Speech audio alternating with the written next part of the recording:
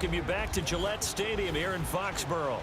It's the Colts in control of the football as we take you back to the action in the third quarter. Look, and the Colts come up now 1st and 10 at their own 22.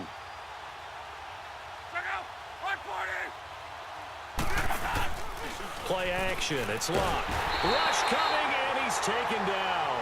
Kyle Van Noy coming on the blitz. He gets him for a loss of 7.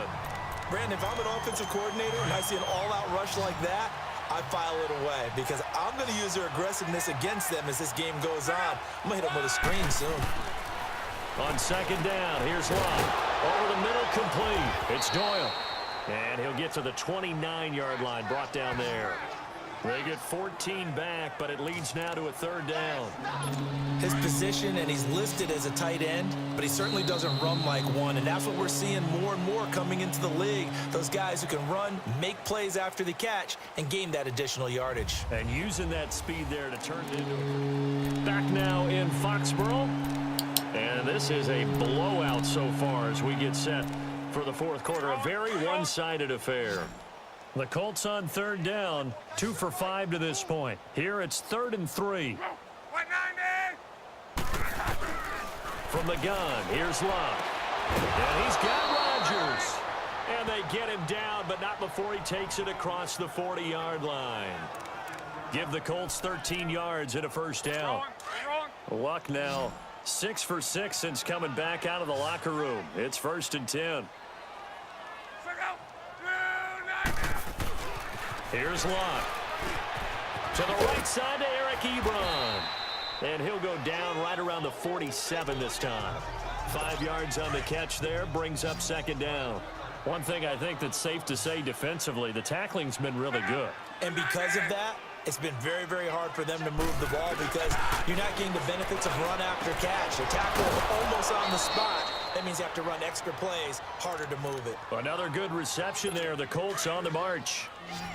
And just in general, Charles, on a play like that, how tough is it for the defense to account for a running back essentially being a receiver downfield? It's very difficult, especially if the running back has skills like a receiver, and you're aware of that before the game even begins. So throughout your practice sessions, you're going to want to be aware of him.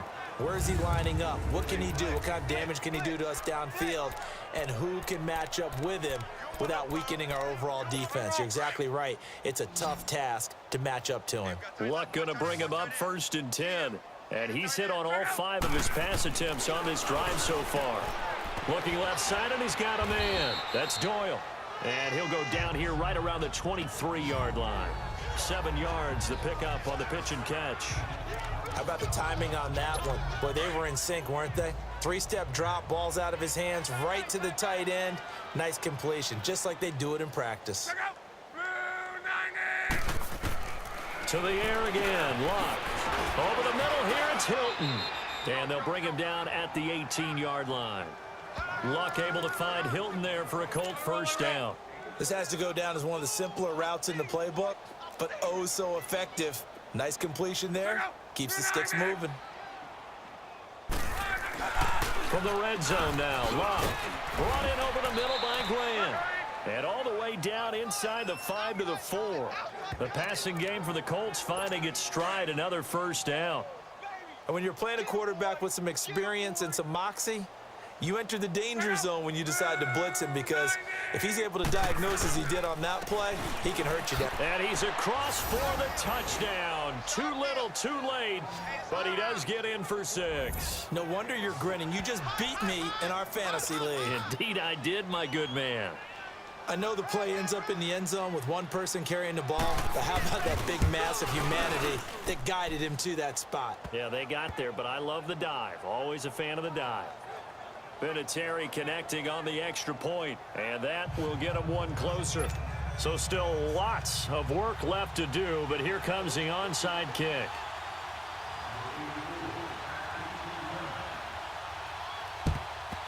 And this is secured by the Patriots.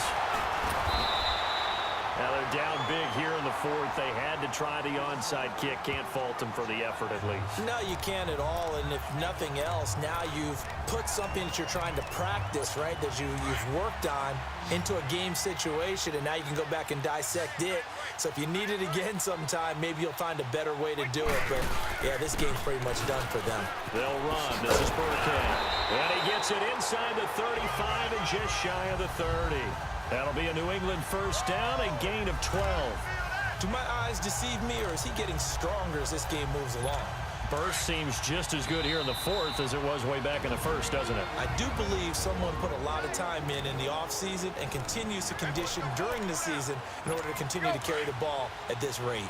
So the Patriots with a football as we get you reset. And let's see what they've come up with offensively after having time to talk it over. Running game working. They'll stick with it on first down. And he's going to get this one down to the 30. There to stop him was Darius Leonard. This defense starting to buckle down when they need to, and right now they're winning this fourth quarter, losing the game, but they're winning in the fourth quarter. And what a fine line it is about what they're trying to get done, because they're down, so they obviously need the football, need a score, but they can't be so aggressive as to give up their edge, their gaps, and have the offense hit them with a big play. Call it an 8-yard gain, much better shape now on third and just a yard. Despite the blitz, they're still able to pick up a nice, solid gain. The disadvantage of blitzing often alters the normal spacing and run fits and leaves creases like they were able to exploit right there. Trying a little razzle-dazzle on third and short. And he'll be brought down with the first down and a late flag here, too. And he may get a few more tacked on for good measure. They're down here in the fourth, and that personal foul penalty's not going to help. No, in these types of situations, players will tell you that's extra intensity. From where we sit, it's actually frustration, not a good play. They'll run it now out of the gun. And he will maneuver his way down to about the 7. It's a gain of a yard, and it'll set up second and goal. Be interesting to see now what they do offensively down near the goal line after not much there that time. As the offensive play caller, that may change your sequence now. Instead of coming right back with a running play, you may have to go to the air. Brady going to throw here. This is caught. Gronkowski. And he'll be brought down here at the 3-yard line. That time the completion goes for 4 yards, and we're set up with a third and goal. Well, they're unable to convert that into much, but it's never a bad idea to try to get the ball into a tight end of his caliber's hands and see what kind of disruption he can cause.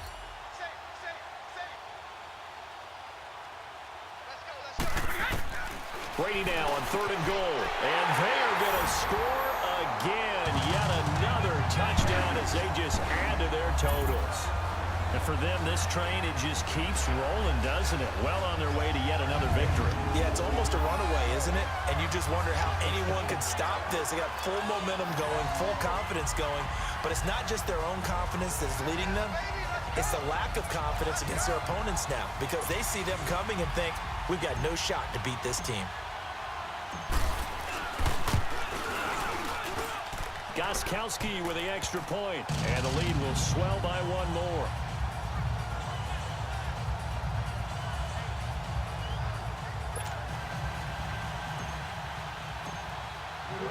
Gostkowski now out to kick it away.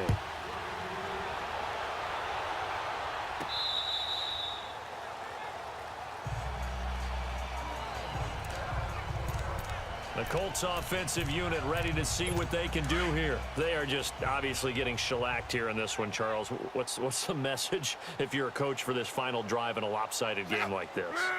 For a lot of coaches, be honest. Don't forget today. Don't forget what has happened out here. Yeah, use that as ammo going Exactly. forward. Take a great look at that scoreboard. Realize how poorly everything went for us today. Coaching, playing, the whole deal.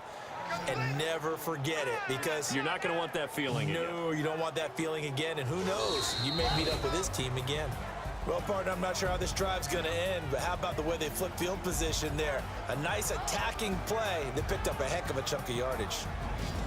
A big offensive explosion helped leading them to victory, and the defensive guys, they're just saying, hey, put those points up every week, we'll just keep winning. They will gratefully accept them, won't they? It makes their job that much easier when they're scoring that many points, allows them to play with a totally different style and a different flow. So for the Patriots, their strong September has carried over to October as they move to 5-0. And now they'll have a few extra days here before they face Kansas City next week. Meanwhile, for the Colts, they'll fall to 1-4 with a loss.